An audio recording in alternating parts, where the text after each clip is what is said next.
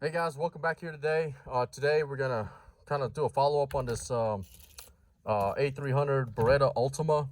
So I fired a few rounds last time. We're simply gonna fire a few more rounds this time. I haven't really shot it a ton. I've loaned it out a few times.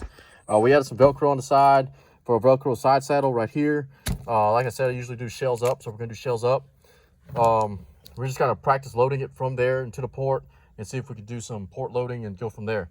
It's a kind of a learning experiment for me, so you can laugh because I'm gonna probably fuck it up, but it's okay because you know, I feel pretty secure about my manhood.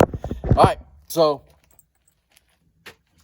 right, so loading the old shotgun on a Beretta Ultima A300.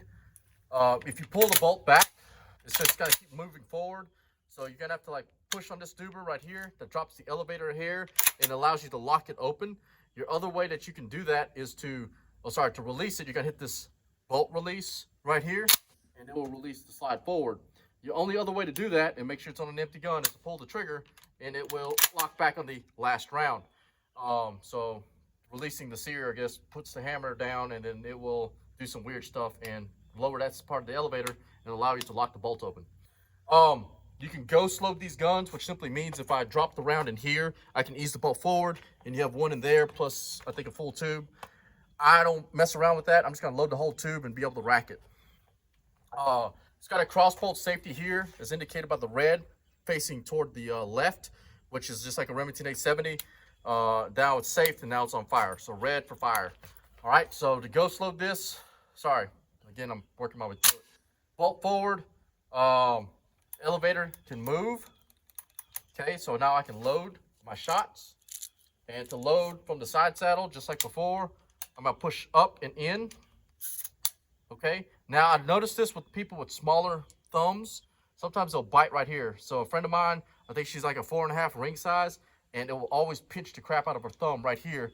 So just beware of the double forks right there. So I don't know how many shells this holds. I think it holds 7. I only have 3, 5 right there. So I'm gonna load 4, shoot some, and see if I can port load it from there.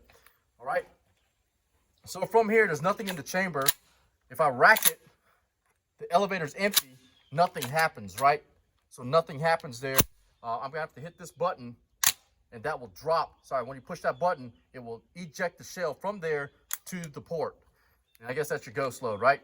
And then boom, shuck it and it's ready to go. And then nothing fed from here to the elevator will cycle on its own. All right, and I hope that makes sense.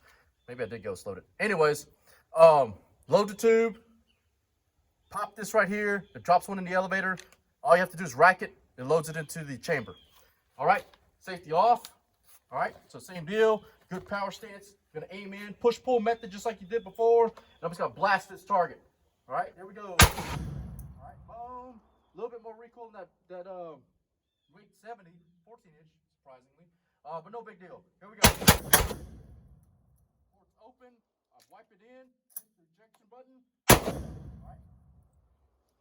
Pretty easy to operate once you get a hold of it. I probably fired like 50 rounds through this thing total so far. It's been right in my patrol car more often than not. But I get to shoot a few rounds from it. So far, low brass, rando mix of ammunition, and it's still cycling so far. So we just added some side saddle stuff, like I said, and shot some more low brass, cheapo ammo to see if it cycles. All right, stay tuned. We'll see how well it goes.